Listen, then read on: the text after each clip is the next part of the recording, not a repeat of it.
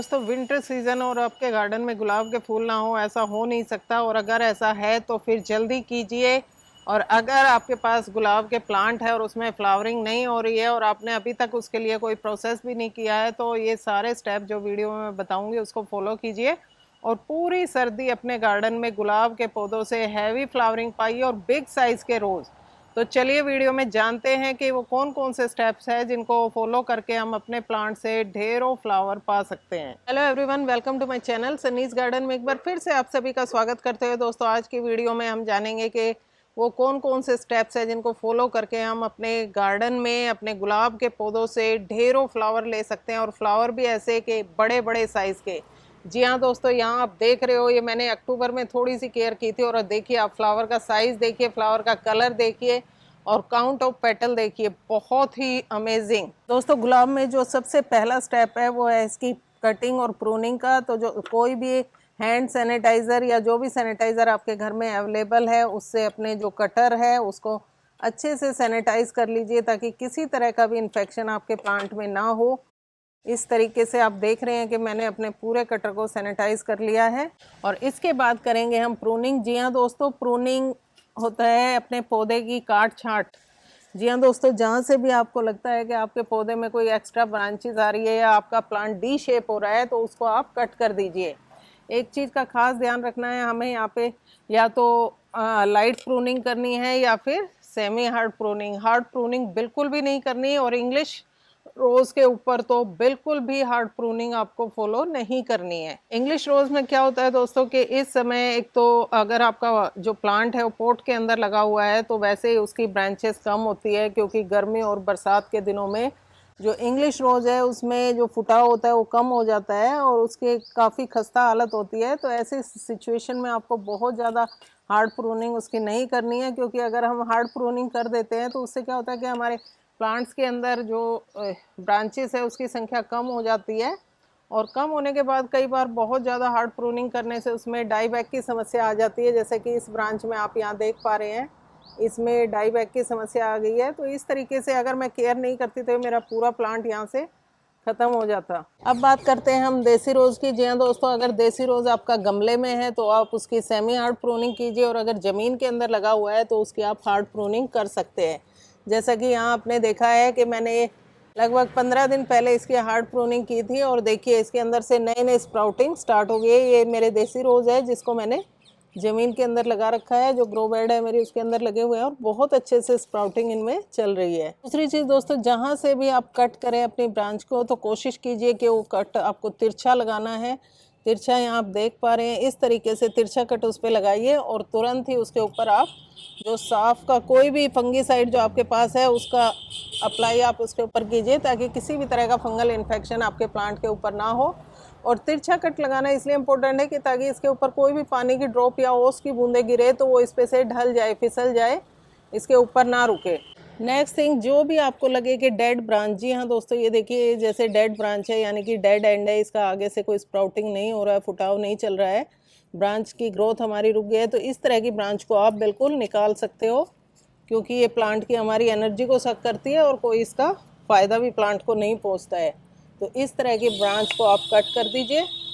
इसके बाद next step हमें फॉलो करना है, वो है आपके प्लांट की जो मिट्टी है उसको आपको लूज़ करना है, यानी कि लगभग 10 दिन के अंदर, हफ्ते में या कम से कम 10 दिन के अंदर एक बार अपने प्लांट की निराई गुड़ाई ज़रूर करें। उसके अंदर से जो भी अनवांटेड प्लांट निकल आए हैं उनको बाहर निकाल दे, जो भी पत्ते वत्ते सूखी पत्तियाँ उसके अंदर पड़ी है उसको निकाल दीजिए। ये प्रोसेस बहुत ज़रूरी है ताकि हमारे जो प्लांट्स की रूट है उसको ऑक्सीजन मिलती रहे और वो हेल्दी रहे, किसी तरह का इन्फेक्शन उसके अंदर ना हो। निराई गुड़ाई का प्रोसेस तो आप रेगुलर रखिए दोस्तों। उसके बाद अभी जो हमें हैवी फ्लावरिंग लेने के लिए करना है वो है प्लांट की, जब मिट्टी को हमने यहाँ लूज़ किया है तो उसके बाद मिट्टी को लगभग आधा, यानी कि पोट के अंदर जितनी मिट्टी है उसका 50% मिट्टी आपको बाहर निकाल लेनी है। और कहाँ तक निकालनी है, जब तक कि प्लांट की आपको ये छोटी छोटी रूट्स ना नज़र आने लगे उस लेवल तक की मिट्टी को आप बाहर निकाल लीजिए। इसके बाद इसको लगभग 24 आवर तक, यानी कि 24 घंटे, एक दिन पूरा इसको धूप में रखिए, ताकि इसके अंदर धूप में रखना इसलिए ज़रूरी है दोस्तों क्योंकि सन की जो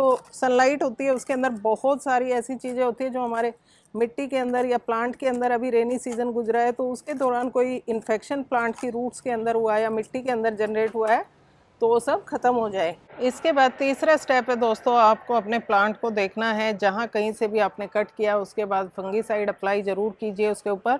और मिट्टी जब हमने एक दिन के लिए पूरा प्लांट को इस तरीके से इसको सैनिटाइज़ कर लिया, यानी कि स्टेरलाइज़ कर लिया, धूप में रख दिया, इसके बाद हम इसके अंदर डालेंगे गोबर की खाद। जी हाँ दोस्तों, वैसे तो आपके पास जो भी खाद अवेलेबल हो, वर्मी कंपोस्ट है या एनी अदर कोई भी खाद, तो आप उसको डाल सकते हो, लेकिन सबसे बेस्ट मैं तो अपनी गोबर की खाद को मानती हूँ, क्योंकि इसके अंदर सभी न्यूट्रिशंस होते हैं।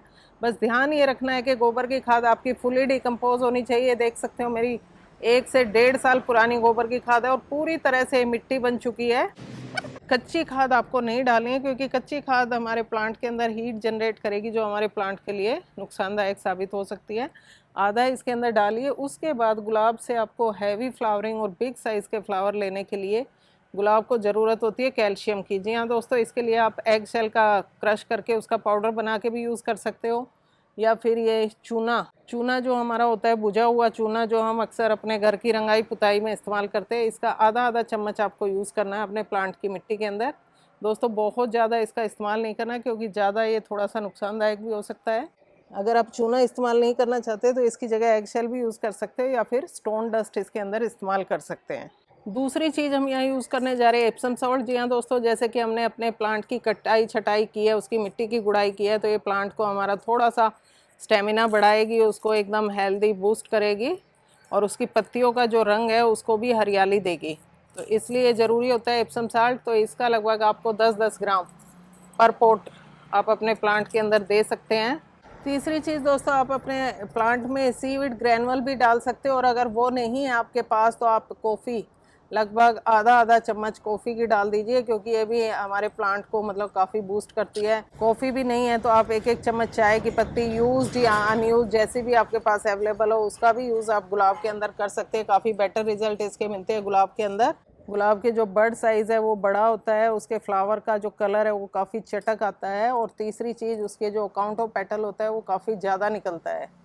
अगली चीज़ जो मैं डालने जा रही हूँ, ये देख रहे हैं आप, ये है डीएपी। डीएपी ये मेरा ऑर्गेनिक डीएपी है दोस्तों। थोड़ा कॉस्टली ज़रूर आता है, लेकिन प्लांट के लिए बहुत बढ़िया होता है। इसको मैं अपने वेजिटेबल प्लांट में भी यूज़ करती हूँ।